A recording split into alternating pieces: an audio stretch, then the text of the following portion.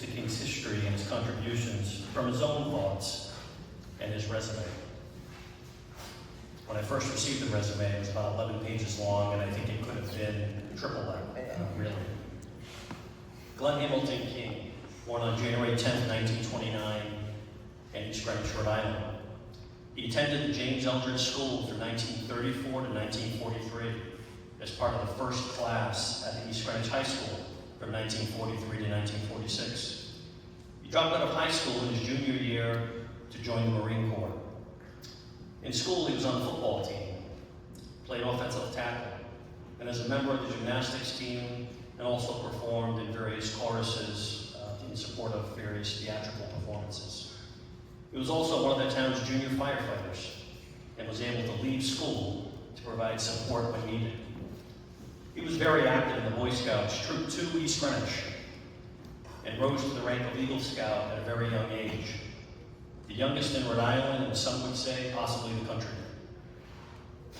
He was one of the first scouts in the Narragansett Council to earn the World War II War Service Award in 1943, collecting materials vital to the war effort, including newspapers, iron, aluminum, rubber, glass, tin, and lead.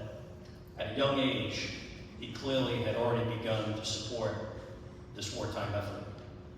As a college student at the University of Florida, he continued his scouting activities by becoming a member of the Alpha Phi Omega Boy Scout Service Fraternity, which supported local troops with adult leadership and other types of support.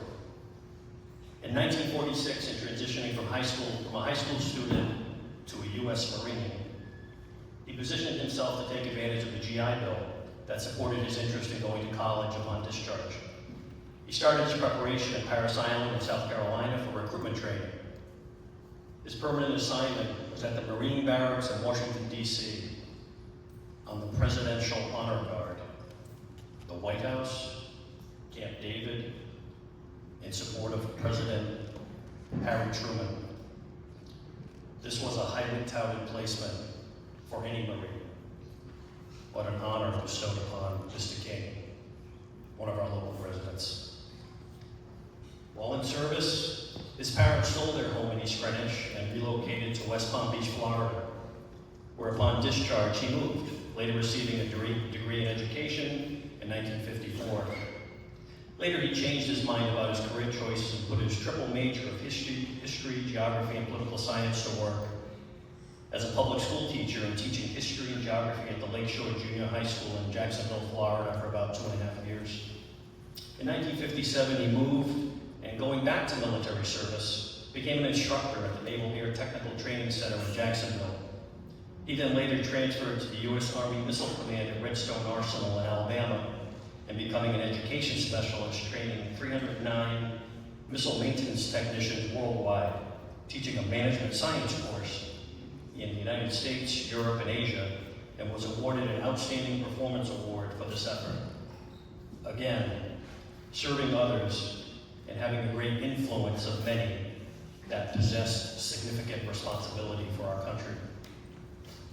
During his 30 years of federal service, he was awarded 2 outstanding awards, 18 letters of commendation, and appreciation for his efforts, and I'm sure much more.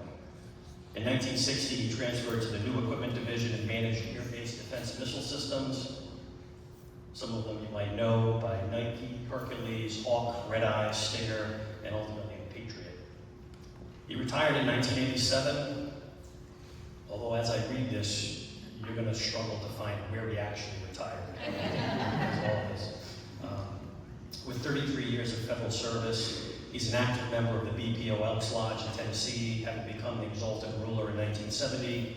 He served as chairman of the Elks Lodge Board of Directors and received the Elk of the Year Award for his service to veterans and Boy Scouts. As a personal service, he went above and beyond at the Alvin York Veterans Hospital in Tennessee, collecting and delivering over 18,000 books to VA hospitals that were donated by local libraries. In the 1990s, he worked as a volunteer with the Red Cross in Tennessee in the area of disaster relief. He finished much of that work in the early 2000s, where he continued his work with the Red Cross, helping residents who had been displaced by any number of natural disasters that hit the area. He went on to note in his own thoughts that should any of us check his high school record, and I think our sitting superintendent's here tonight, so we can actually make that happen, believes we'd find that he wasn't necessarily the best student, and he wasn't a scholar, and he didn't necessarily always behave that well, or maybe as well as he thought he should. But he does believe that people important to him, his former teachers here at East Greenwich, such as Coach Nick Kachiri, whose grandson Matt will be speaking in a few minutes from now, who's here tonight, Matt Kachiri, and Mrs. Barker would be proud of him if they could meet him today and talk about his life. He truly believes that they, along with Scoutmaster Frank Miller, somehow pointed him in the right direction and had a major impact on his life of service. Respectfully submitted, Glenn Hamilton King.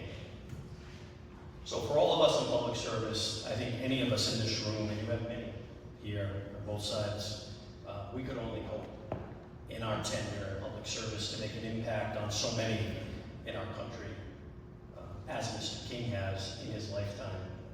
So please join me in congratulating Mr. King, U.S. Army Corps.